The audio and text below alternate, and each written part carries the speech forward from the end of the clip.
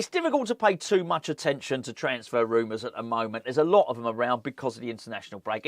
It always happens. West Ham have got two games in March. That was it. That's all we play. So there's going to be a lot of scope there, and it creates a vacuum of news, and that just gets filled by transfer tittle-tattle. And some of it is just not relevant. Some of it is just not true at all.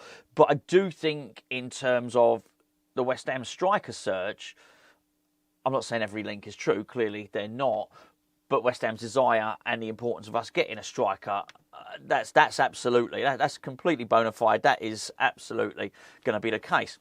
The fact that we're probably struggling to do it as well is also probably going to hold a lot of truth to that.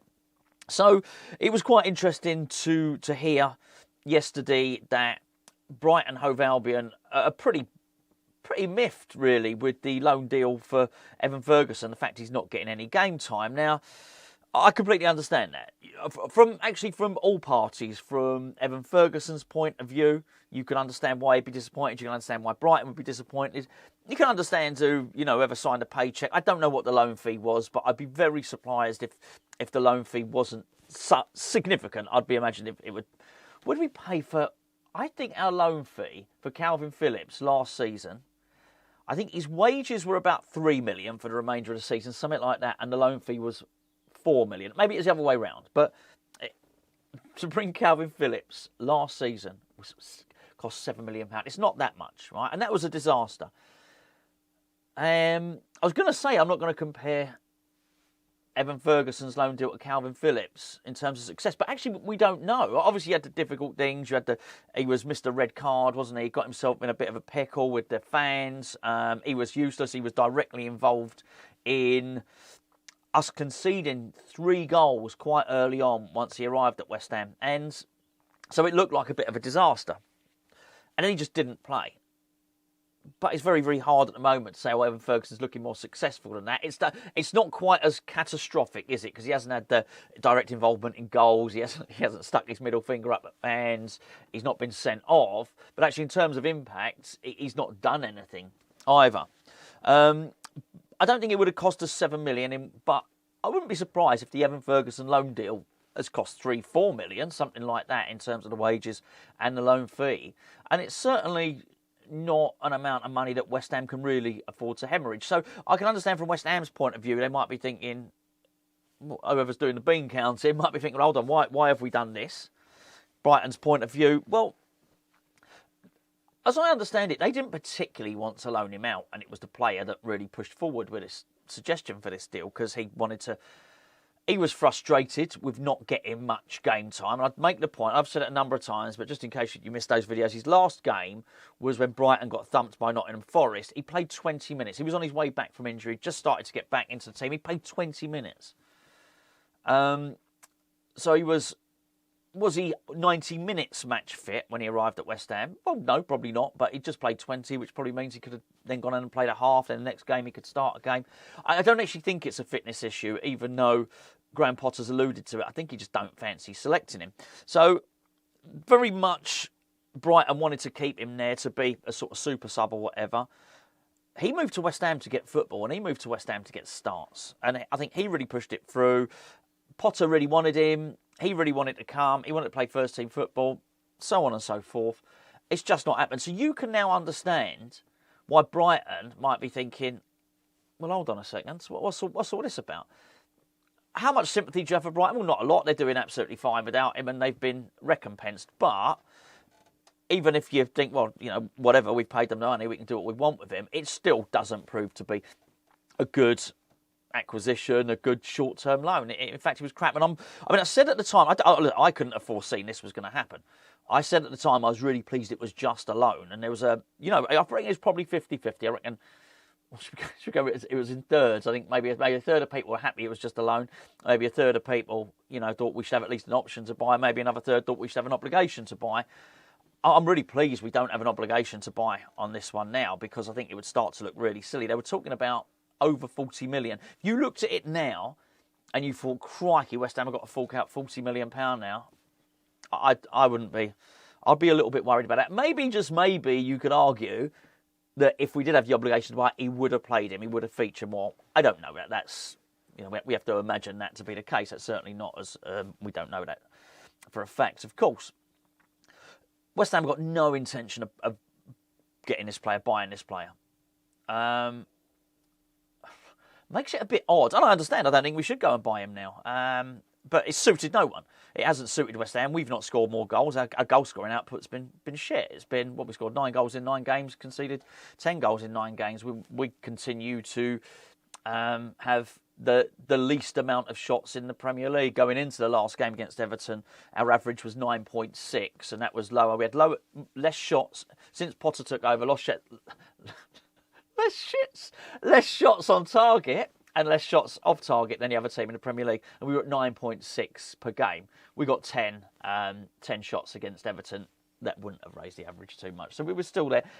So with that, it's not, the loan has not helped us score goals. It's not got him fit for Brighton. It's not done anything for anyone, really. So not surprised that we're not going to take the deal forward. I don't want to spend too much time talking about Jonathan David, because it just, as you know, if you watch regularly, it's just, I just never thought it was going to happen. And not only that, I've been told it's not going to happen. And then every so often, right when you think, right, okay, well, this has gone away, and another person comes up and says, oh, West Ham have made a renewed bid. That's true. We did make a bid. It got, well, it's not he got turned down because he's not decided who to join. He's obviously available on free transfer. Graham Potter came in and said, can you make a bit more effort? We've discussed all of this before, and I don't want to go over old ground again. It's all there on previous videos. So have we got renewed interest? Yes, we have. And the rumour is that Barcelona have pulled out. That was his first choice. Well, okay, but he still had really concrete offers on the table. Concrete offer from Arsenal, concrete offer from Dortmund, both Milan clubs, so I'm led to believe. Manchester United are interested. All right, I know you might look at it now and think there's no difference between Manchester United and West Ham, but if you were a player like that, anyway, I don't think it'll happen. So we're still in for a striker. Then you've got the Niclas Füllkrug situation. He looks to be back to fitness, and we have a very, very slim bit of evidence, with 13 minutes, in fact, of Füllkrug under Graham Potter, but it looked good. And I certainly have not given up. I want to see more. I saw enough glimpses when he came back to fitness to want to see more. But if you were to turn around to me and say, yeah, but he might get injured 3 times next season and we might not see much of him, I couldn't argue with you. I wouldn't argue with you. He's missed most of the season. That's the truth. We've paid whatever, 25 million euros, 27 million pounds, somewhere in between, just above that, just below that, whatever it is. We paid significant money for this player, and he's missed most of the season. But he may well be somebody that Potter decides that he wants to use.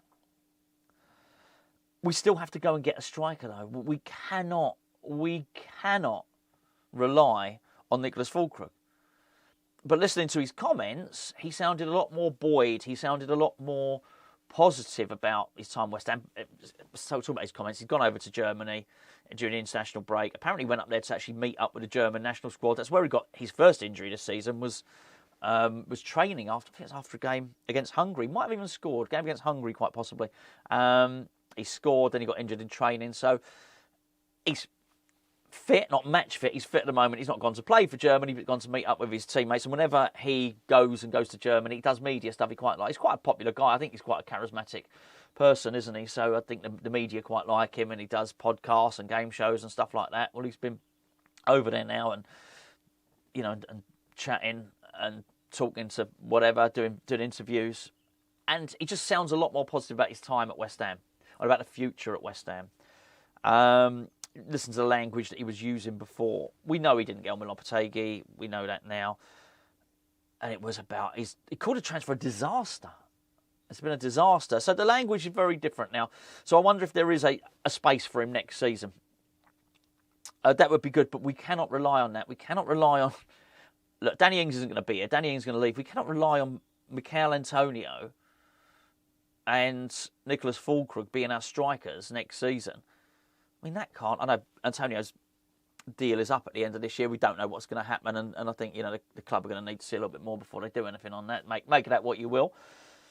I don't think anybody wants to see Jared Bowen. up front, particularly playing like we are.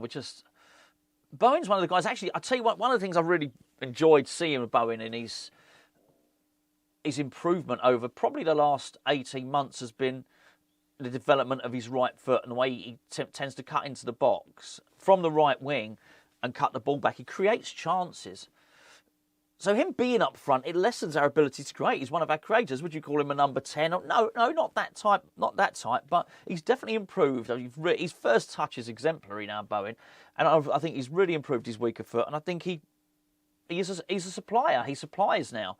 So I think we're missing out by not having him there. I don't want to see him up front. We want to see him on the right, and we want to see a striker in there. So I think we should still carry on doing it, carry on looking, try and identify or get whoever this may be.